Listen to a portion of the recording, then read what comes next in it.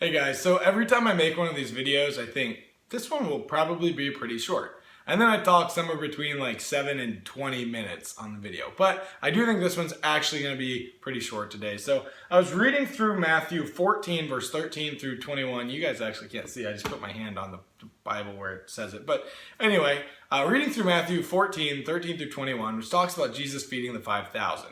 If you're not familiar with this story, Jesus goes off to be by himself, and this massive crowd follows him. The apostles are with him as well. And Jesus says, it's getting late, we should feed these guys. And the apostles are like, dude, there's no way we're going to feed all these people. It'd be so much money. I think 8 months' wages is what they say to feed all these people. Like, we don't get a salary. Like, you don't pay us to do this. But there's this little boy there who has 5 loaves of bread and 2 fish.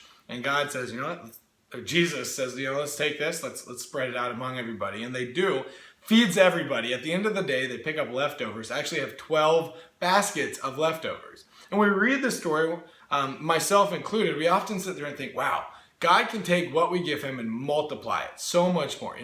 God can take the dollar I give and make it $10, $100, like whatever. God can take my little talent in this aspect and use it so much more. And actually in my study Bible, the bottom notes of my study Bible say the same thing. It talks about, you may not feel that you can give much in this scenario, but God can take that and just run with it. And I want to emphasize what struck me when I read this last time is that's true. God can absolutely do that. We should give where we see a need, but that God can also take things that we don't see as being helpful and use that for his glory in those instances. So the first example would be just, Jesus turning water into wine. At the wedding, they needed wine, he had water. It wasn't that he made a little bit, like he mixed wine in with water and made all this wine. Like he didn't have a little bit and made it a bunch. Like he didn't have wine. He just made water into wine. He's able to do that. Satan in Matthew 4 tells Jesus to turn stone into bread. And Jesus doesn't reply saying, I can't do that. He replies saying, man cannot live by bread alone, that they should follow the gospel. So Jesus can take, he converted fishermen into apostles.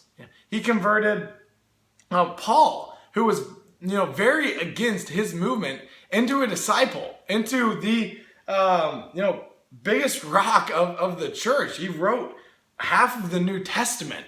He can take things that we don't even think would apply in that situation and glorify himself with it. So again, in an effort to keep this short, because I know I like to talk a lot, I just want to emphasize that. That was something that struck me, that I think we often hear that and we think God can take what I give him and multiply it. And that's absolutely true.